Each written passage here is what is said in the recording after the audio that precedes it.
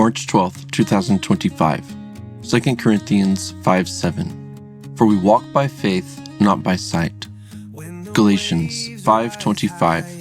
Since we live by the Spirit, let us walk in step with the Spirit. James 1:2-3. Consider it pure joy, my brothers, when you encounter trials of many kinds, because you know that the testing of your faith develops perseverance. Romans 11:23. And if they do not persist in unbelief, they will be grafted in, for God is able to graft them in again. John 15:4. In him was life, and that life was the light of men.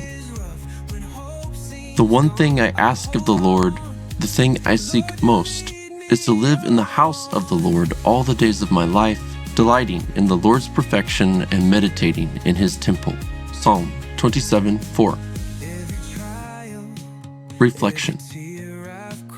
The dependency of God's persuasion is pivotal in the life of the believer. For Peter, it was the difference between walking on water and drowning under it. When we prioritize what we can see over the persuasion of God, we prioritize our perception over the goodness of God's eternal purpose.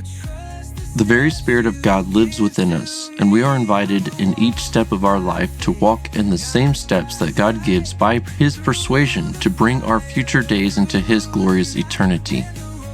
These steps can often seem to lead us into trials and disappointments, but we rarely know the divine purpose of our hardships as we entered them. Even though we can always look back and see his goodness that comes from these trials, the trial alone causes us to resist the encounter. By trusting in his perfect sovereignty, we can embrace and even welcome hardships. If we are unaffected by difficulties, then we will not fear any situation that challenges us, for everything is able to be brought into the goodness of God's best, no matter how bad it is. So, when we find ourselves deep in rebellion, we can turn to him, and from the depths of our unbelief, we can be restored to his wholeness. Prayer. Thank you for the life you are and the life you give. In the beginning, God made you light, and the light revealed the darkness and made known what darkness had hidden. May we seek your light and desire to live all our days in your temple of light that resides within our hearts and souls, bridging us to your eternal, loving devotion. One thing I desire.